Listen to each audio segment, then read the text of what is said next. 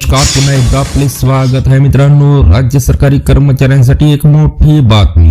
महानगरपालिकेच्या निवडणुकांच्या पार्श्वभूमीवर कर्मचाऱ्यांसाठी सरकारचा मोठा निर्णय। जाणून घ्या कोणता निर्णय घेतलेला आहे या व्हिडिओच्या माध्यमातून। त्याकरता हा व्हिडिओ शेवटपर्यंत पहा। चॅनलला आपण अजूनपर्यंत सबस्क्राइब करून नसेल तर नवनवीन अपडेट मिळवण्याकरता आपल्या चॅनलला सबस्क्राइब करा, व्हिडिओला लाईक करा, सोबतच मोठी बातमी आपल्या सर्व मित्र व परिवाराला सुद्धा शेअर करायला विसरू नका।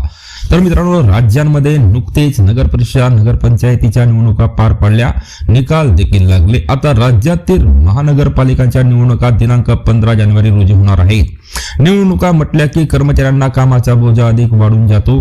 यामध्ये प्रशिक्षण, मशीन हाताळणे, अहवाल वितरित काळामध्ये सादर करणे, मतदानाचा अभिलेख ठेवणे इत्यादी कामे निकाल लागेपर्यंत काळजीपूर्वक पार पाडावे लागतात। राज्यामध्ये सुरू असणाऱ्या निवडणुकांच्या अनुषंगाने राज्यात स्थानिक सुट्टी दिली जात आहे। सदरची सुट्टी ही राज्यातील सर्व प्रकारच्या सरकारी, निम सरकारी तसेच इतर पात्र असणाऱ्या कर्मचाऱ्यांना, त्याचबरोबर खाजगी क्षेत्रांमध्ये कार्यरत कर्मचाऱ्यांना देखील सदर स्थानिक सुट्टीचा लाभ ते देखील भरपगारी मिळणार आहे। राज्य सरकारने शासन निर्णय निर्गमित करून राज्यात 15 जानेवारी 2016 रोजी महानगरपालिका निवडणुकीत आपला मतदानाचा हक्क बजावण्यासाठी कर्मचाऱ्यांना स्थानिक सुट्टी जाहीर करण्यात आलेली आहे। यामध्ये देशातील शेअर बाजार देखील बंद करण्याबाबत भारतीय रिझर्व्ह बँकेकडून लवकरच परिपत्रक निर्गमित केले जाणार आहे।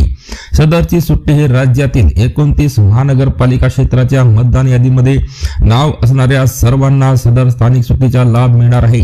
सदर सुट्टी कोणत्याही आस्थापना प्रमुख नाकारू शकणार नाही, अन्यथा कर्मचाऱ्यांच्या तक्रारी अंती सदर आस्थापना प्रमुखांवर कायदेशीर कार्यवाही करण्याचे निर्देश आहे। पुन्हा भेटूया नवीन अपडेट्ससह पुढच्या व्हिडिओमध्ये। धन्यवाद।